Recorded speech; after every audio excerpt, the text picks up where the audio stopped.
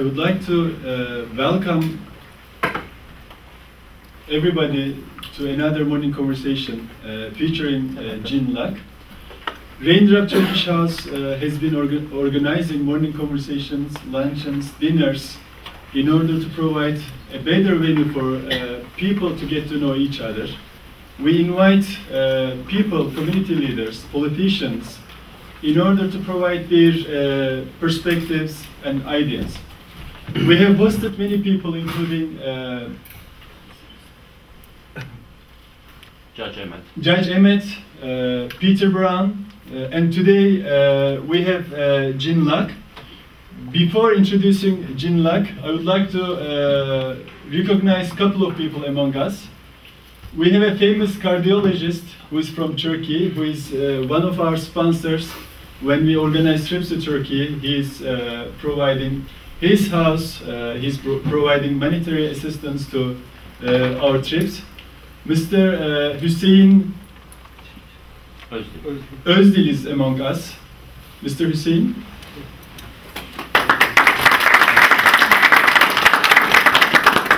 And another physician is also a famous cardiologist from Turkey. Mr. Asım is among us too.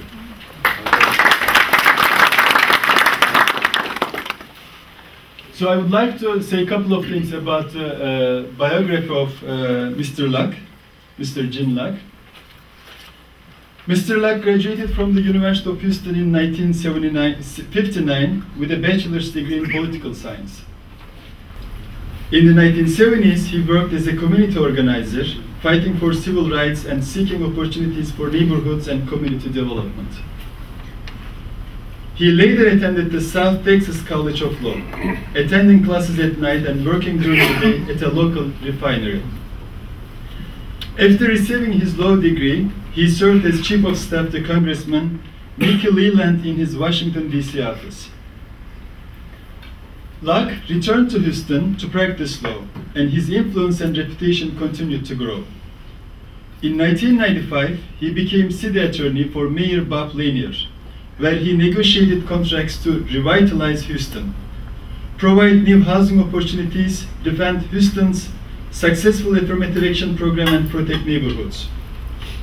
As city attorney, he also led the negotiations and development of Minute Maid Park, Reliance Stadium, and the Toyota Center. Today, Locke is a partner at the law firm Andrews Kurth LLP, where he continues to represent both public entities and private business interests. Among his public clients are the Metropolitan Transit Authority and the Port of Houston Authority. With a life filled with accomplishment and awards, the foundation of Jean's life remains his life, his family. His wife, Aubrey Sampson Locke, 5 children, daughters Tembe and Atika, sons Nicholas, Douglas, and Thomas, and his grandchildren, Zoella and Clara. I would like to invite Mr. Locke to the podium. Please give him a round.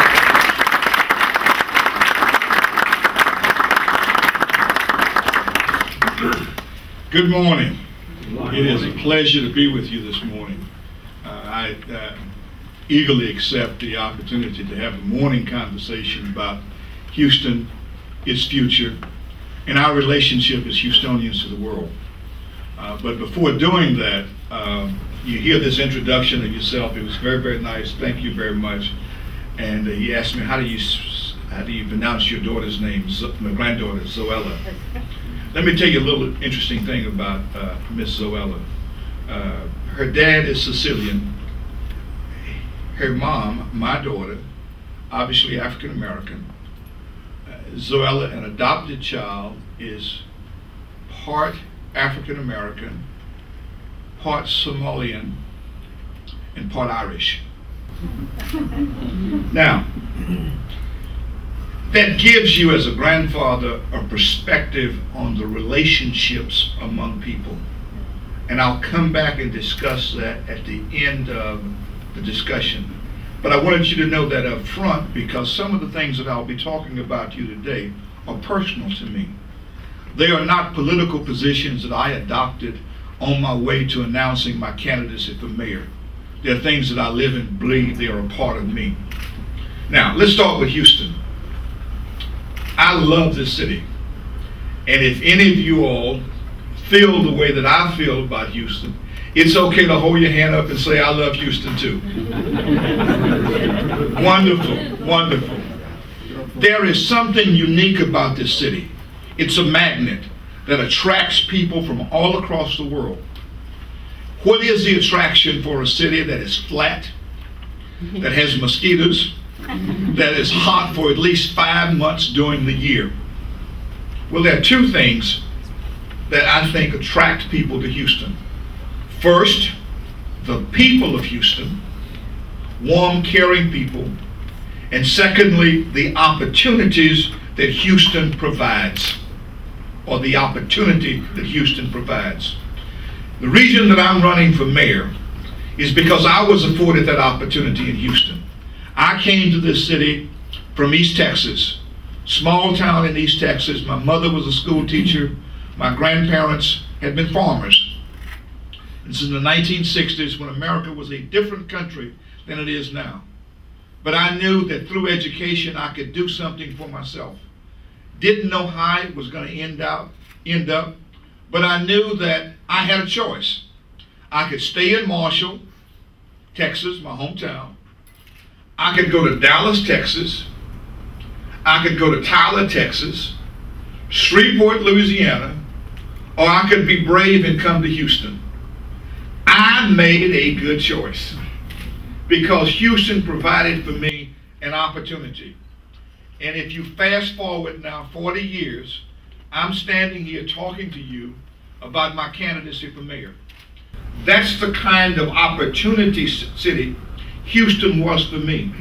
It was a beacon that said basically, if you come to the city, you work hard, you apply yourself, you treat your neighbors with respect and dignity, you can grow and develop.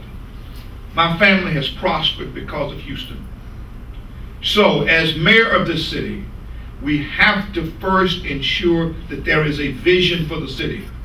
My vision is that Houston will continue to be a city of opportunity. But the opportunities afforded for the new Houston going forward will look and feel and produce themselves in a different arena than the opportunities presented to me in the 1960s when I came here. The reality was in the 1960s, Houston was a sleepy southern city with basically 2, maybe 3 ethnic groups: African Americans, Anglos, whites, and Hispanics. And Hispanics were the smallest of the 3 populations, interestingly enough. Now you look at Houston, we are an international city. People from across the world call this city home, love this city, and are contributing to the city. That means the new Houston has to become a first-class international city that is the envy of every other American city across this country. We have to take our diversity and use it to our advantage to make us a cosmopolitan international city. Why should we do that? Well, it is in our economic self-interest. We are sitting on the threshold of being a city that has the ability to be the mecca of international trade across the world. We are strategically located with a great port of Houston and a diverse population and an entrepreneurial spirit. Those are all of the ingredients. If we can market Houston across the globe as a city for business and commerce. Why is that important? Because it would allow a greater level of economic prosperity for all Houstonians. And I emphasize all Houstonians because we've got to create the economic base that is good not just for those of us who have means, but for those people who don't have means also. In this city, we have to be our brother's keeper, which means that the economic prosperity